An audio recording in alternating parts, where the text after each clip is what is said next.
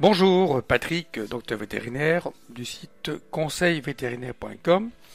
Alors, je vais parler aujourd'hui du mythe du nez chaud chez le chien.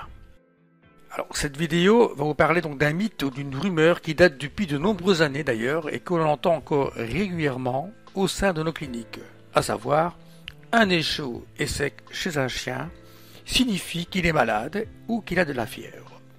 Le chien comme le chat sont les animaux qui peuvent habilement cacher les symptômes d'une maladie et c'est au propriétaire de savoir remarquer si son compagnon est malade et cela par l'observation de son comportement et par l'existence de certains signes cliniques.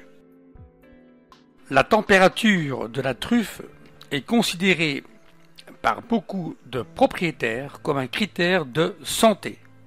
C'est une affirmation sans fondement scientifique.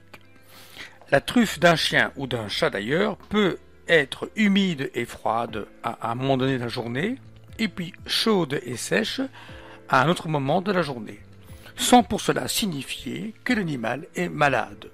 La température et l'humidité de la truffe d'un chien ne sont pas des critères fiables pour déterminer si l'animal est malade.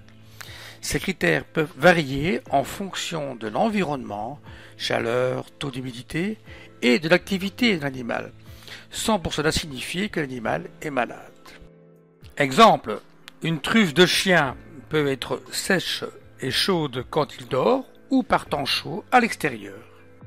Un nez chaud, qu'on soit bien clair, donc un nez chaud chez un chien n'est pas synonyme de fièvre. La température d'un chien ou d'un chat se mesure avec un thermomètre. Et je rappelle que la température normale d'un chien ou d'un chat est entre 38 à 39 degrés Celsius. Alors, quelle est l'origine de ce mythe? La maladie de Carré due à un virus mortel était autrefois très répandue au début du XXe siècle.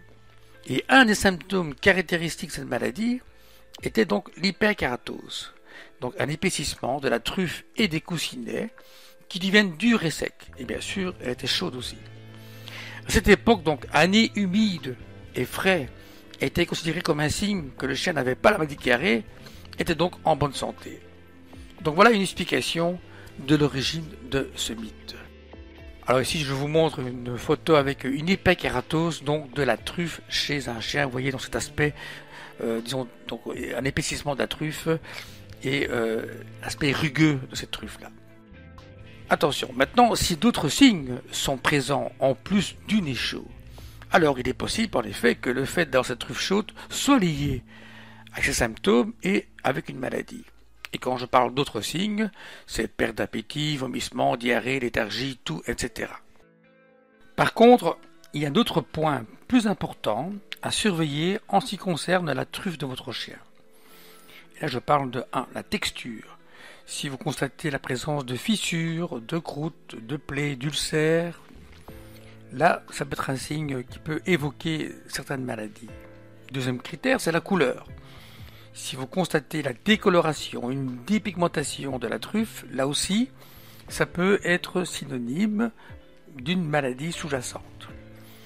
Troisième critère aussi, le jetage, donc bien sûr l'écoulement nasal. S'il y a une présence d'un écoulement nasal, ça peut être signe d'une infection. S'il y a du sang, ce qu'on appelle l'épistaxis, ça peut être un problème par exemple de coagulation. Donc voilà les 3 critères à surveiller.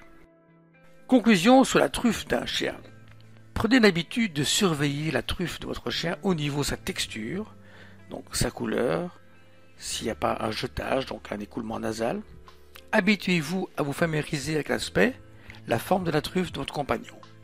Une dernière remarque.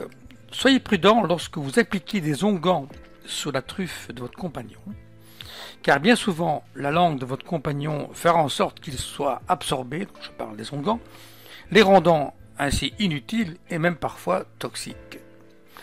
D'autres crèmes et pommades peuvent être assez irritantes pour la truffe de votre animal, donc je ne vous recommande pas d'appliquer n'importe quel produit, sauf ceux prescrits bien sûr par votre vétérinaire. Voilà, j'espère que cette petite vidéo sur le mythe du nez chaud vous a plu. Merci beaucoup. À très bientôt, Patrick, docteur vétérinaire. Au revoir.